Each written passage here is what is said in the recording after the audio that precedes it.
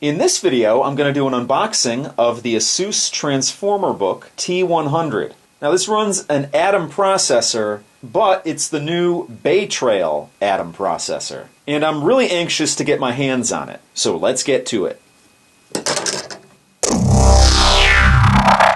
Now, before I get into this, I want to go off on a slight tangent. I used to refer to the company that makes this as ASUS. Then they came out with a video defining how to pronounce their name, and they went with ASUS. Since then, I've heard people from that company refer to it as ASUS again.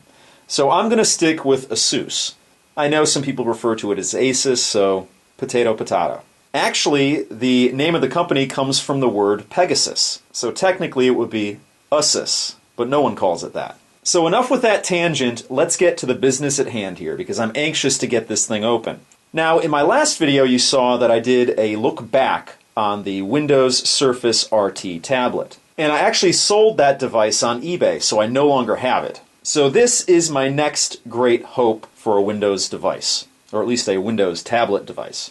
The ASUS Transformer book T100 TA-C1-GR, which is the actual name of it, we'll just stick with the T100. Not to be confused with the Terminator T1000.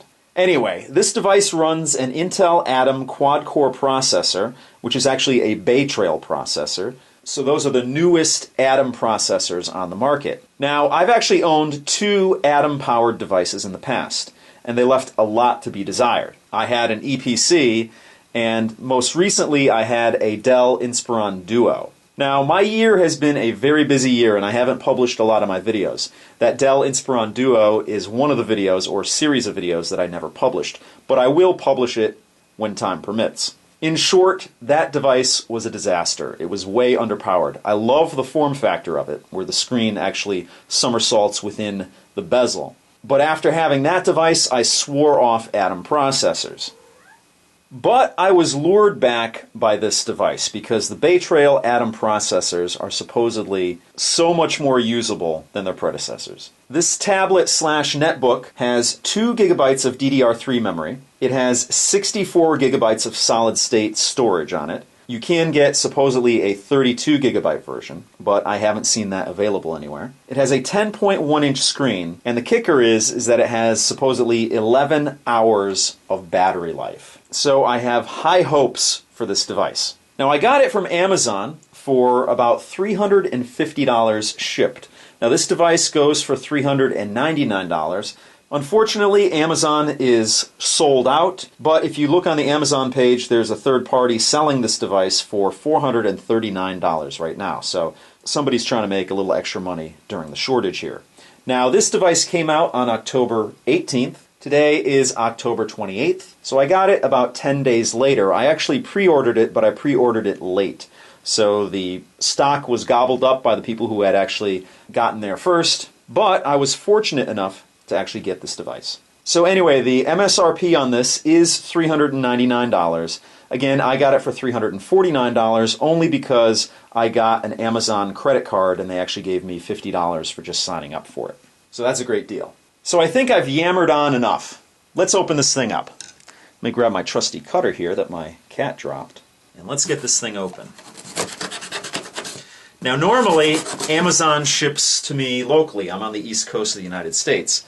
But since there was a shortage on this, they had to FedEx this from California.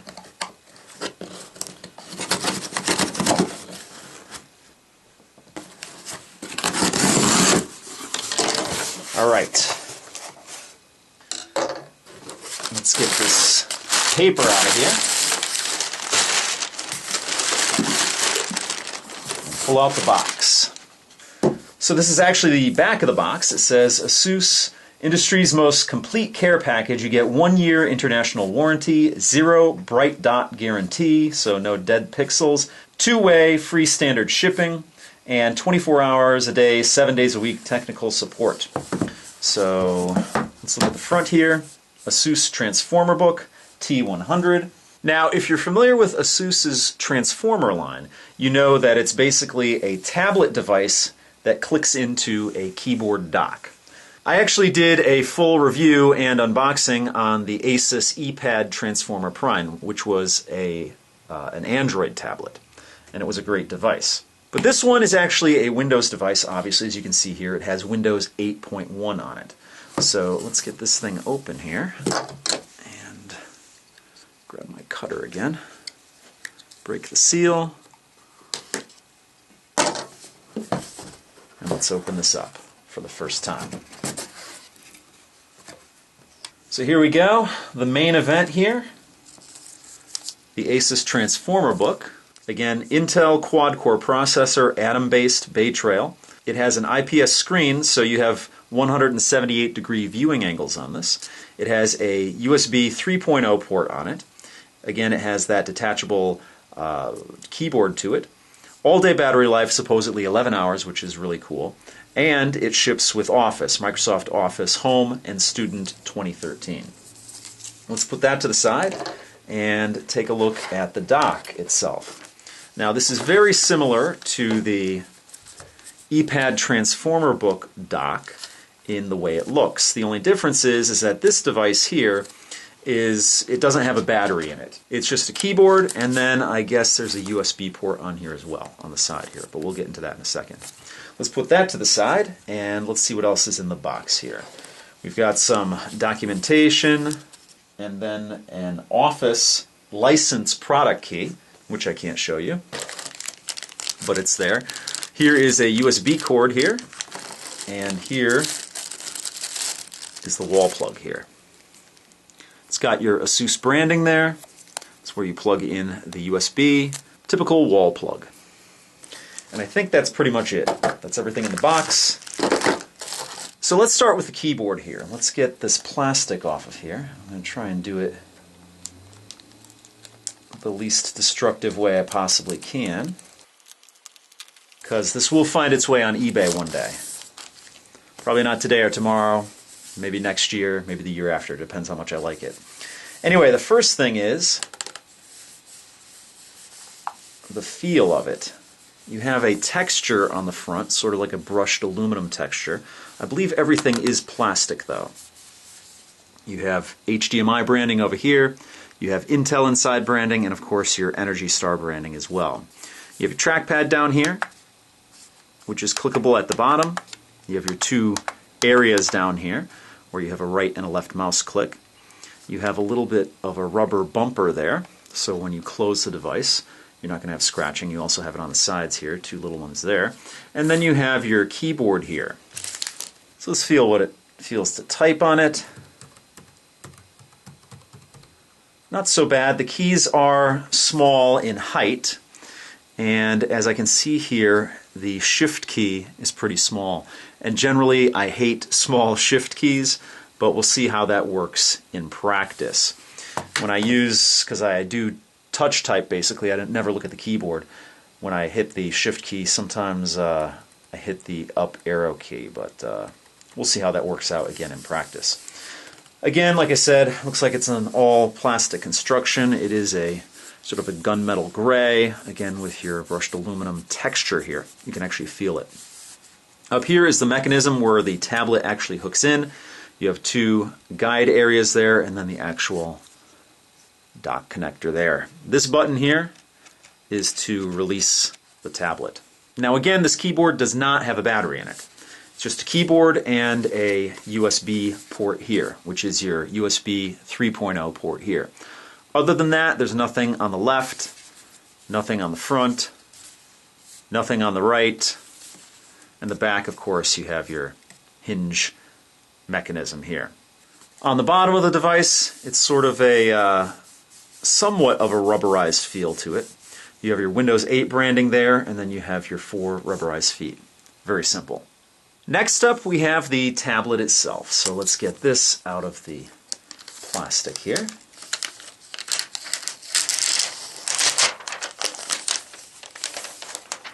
Okay, so here's the device itself.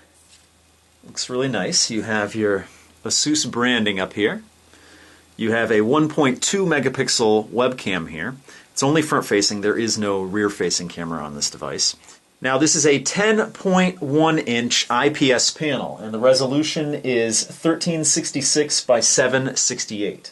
Again, it runs Windows 8.1, and it has 2 gigabytes of DDR3 memory.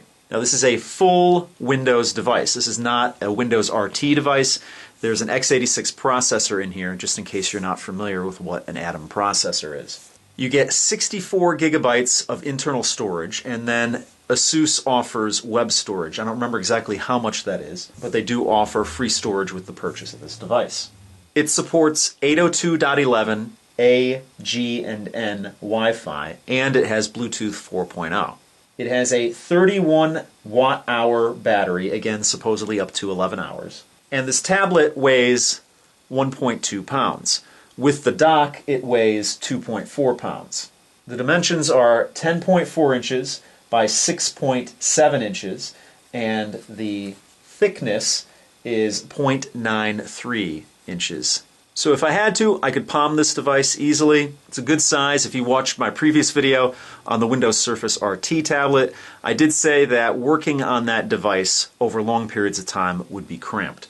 So I'm going to expect the same out of this device. The only difference is I'm going to expect this device to be much more responsive, and it has full Windows on it. And of course that's a plus because you can run all of your legacy apps on it. So let's take a quick tour around this device. As you saw the front of it, very nice. We'll fire it up in a second. On the bottom is basically just your connection area here. So you have your dock connector there, you have your 2 guiding points there, and that's where the base actually locks into the tablet here. On the right side, you see that you have your headphone jack, you have a micro HDMI and micro USB port, you also have a micro SD card slot in there. On the top, there's nothing. Actually, there's a mic up here. Let me take that back. There's a mic there, and then it looks like there's a power button up here with an LED light next to it. On the left of the device, you have what looks like a lock button of some sort, and then your up and down volume rocker. The back of the device is very glossy, and you have your ASUS branding here, and I don't know if you can make it out, but it is a very metallic looking back. And if you look close enough, you can see the concentric circles, which has become ASUS's trademark on the back of their devices. And then you also have a sticker down here for FCC information. And the back feels like plastic, as you would expect. And then on the back here you have, I don't know if you can see that, but there's one stereo speaker, and here's the other stereo speaker. So it'll be interesting to see how loud this device gets. Now, of course, you can use this device as you wish as a tablet, and then if you want to use the keyboard, the dock, or even use the USB 3.0 port, you just dock it right in here. There we go. Locked in, of course, that button will release it, and then you can close it down, and it looks like a netbook. And that's what it looks like from the side when it's clamshelled with the keyboard dock connected.